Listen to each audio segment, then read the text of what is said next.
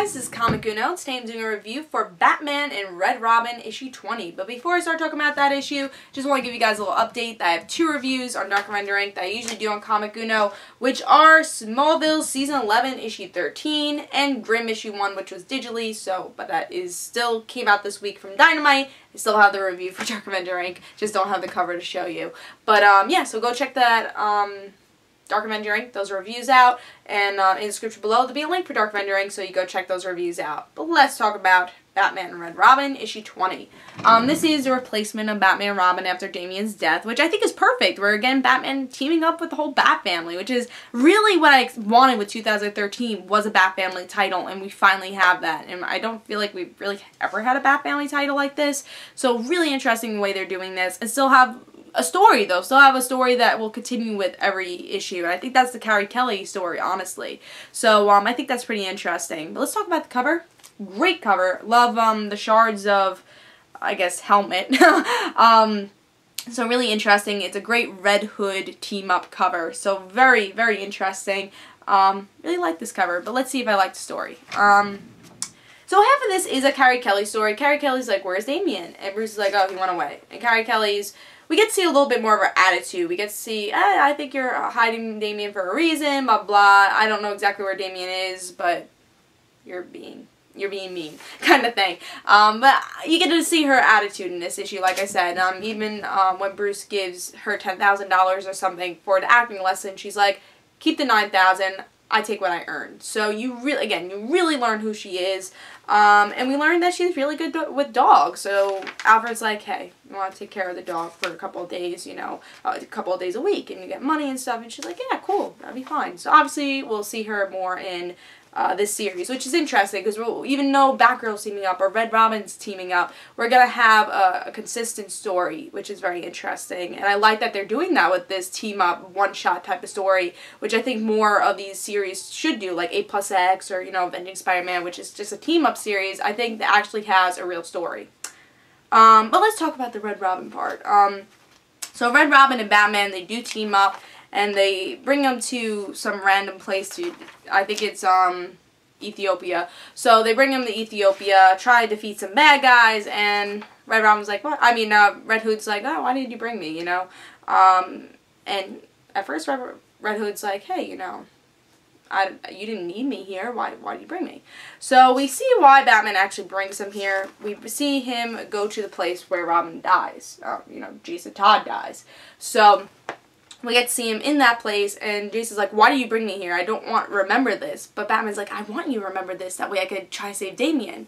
So in this issue, it seems like he does care for Damian a little bit more than Jason's feelings. Maybe not more than Jason, but probably more than Jason. But it seems like he's trying to get Damian back no matter what. Even if it upsets Jason. Jason's like, I don't want to remember this, and you're doing the wrong thing. And actually hits Batman in the face. He's like, no, I want to bring Damian back. I don't care. I don't care. So we get to see his anger with Damian's death, which we all figured would be in Batman and Robin to see more of his emotion with Damian. So very interesting, very, very interesting with emotions. And we also get a little cliffhanger with Two-Face. So that's going to be a new story arc, I guess, maybe with the Batgirl one. Team up, which I'm really excited for because we don't get to see him team up that often.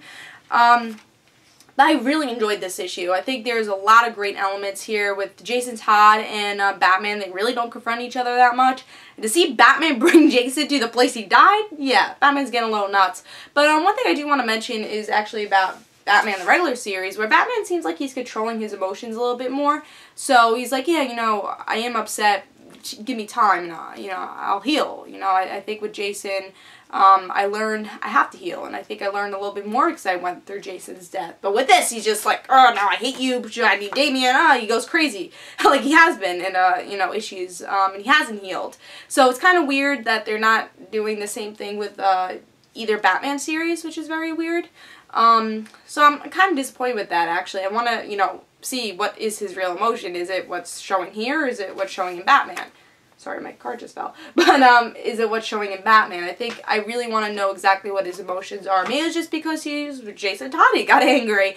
I'm hoping it's the Batman emotions because I think he's dealing with it better. He's still upset about Damian, very upset about Damian, crying about Damian. but he's not overreacting like he is here, you know. And obviously, it's not an overreaction. People deal with death in different ways, but again, choose one. Batman, this reaction, or the one we saw in Batman.